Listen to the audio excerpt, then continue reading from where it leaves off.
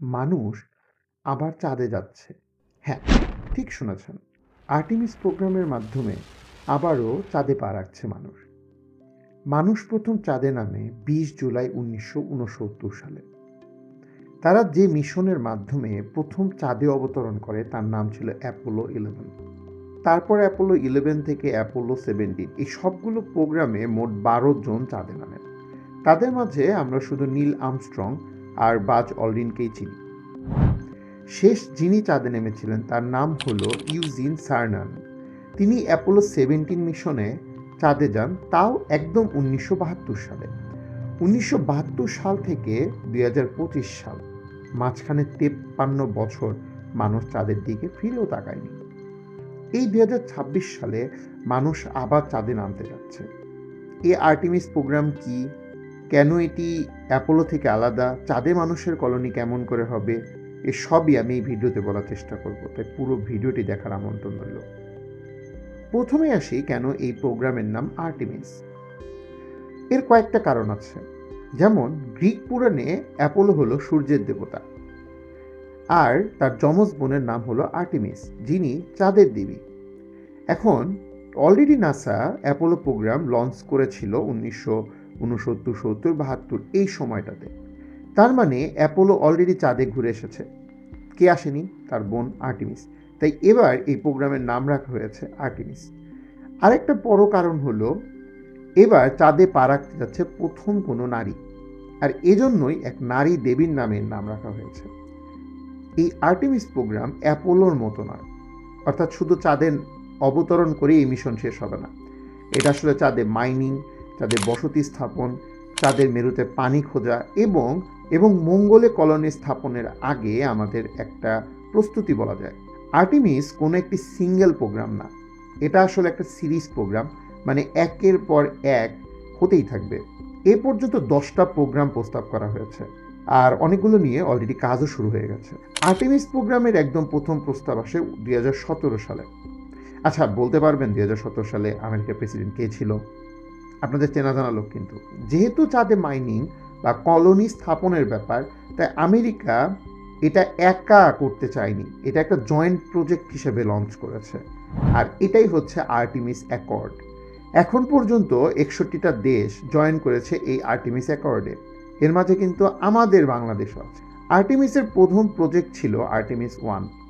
এটি আসলে একটা টেস্ট ফ্লাইট বলা যায়।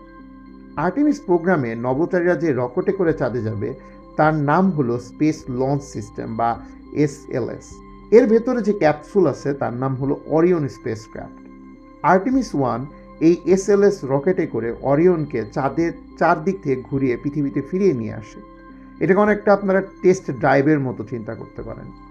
এরপরে আসে আর্টেমিস 2। এই আর্টেমিস 2 আর্টেমিস 1-এর ঠিক পরের মিশন, যা আমাদের সামনের মার্চে হতে যাচ্ছে। এই মিশনে মোট 4 জন যাচ্ছেন চাঁদে।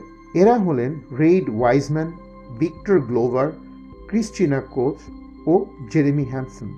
এর মধ্যে ক্রিস্টিনা কোচ হলেন প্রথম নারী যিনি চাঁদের মাটিতে পা দিতে যাচ্ছেন, আর অন্যদিকে ভিক্টর জে গ্লোভার হলেন প্রথম কৃষ্ণাঙ্গ যিনিও চাঁদের মাটিতে পা দিতে যাচ্ছেন।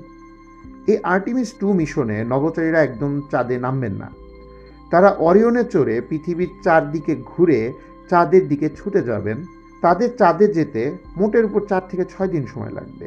১৯৭২ সালের পর মানবজাতি আবার চাঁদের অন্ধকার পার্ট বা ঠিক চাঁদের পিছনের দিকটা দেখতে যাচ্ছে। এরপরে আসে আর্টেমিস 3।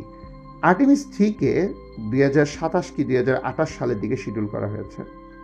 এই সময়ের মাঝে স্পেসএক্সের তৈরি স্টারশিপ হিউম্যান ল্যান্ডিং সিস্টেম, অর্থাৎ যেটা করে মহাকাশচারীরা চাঁদে নামবে, তা চাঁদের নিয়ার রেক্টিলিয়ার হ্যালো অরবিট বা NRHO এই অরবিটে পাঠানো হবে।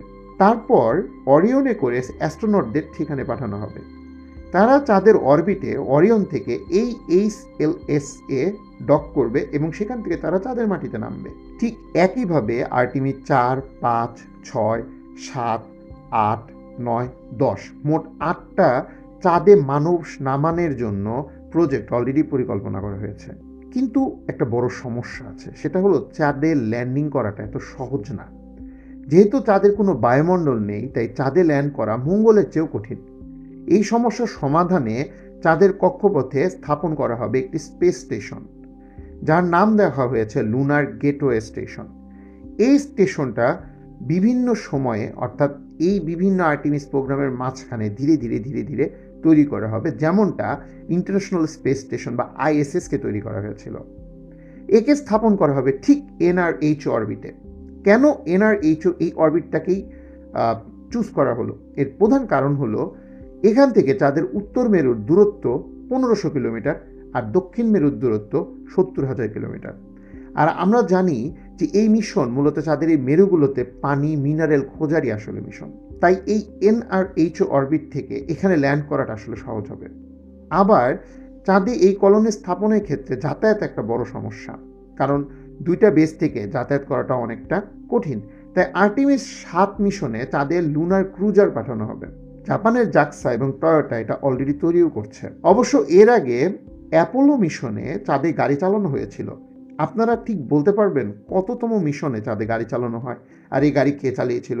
খেয়াল করেছেন এই প্রোগ্রামে কিন্তু চীন বা রাশিয়া নেই, কারণ আমেরিকা এটা তার অ্যালাইদের নিয়ে তৈরি করছে।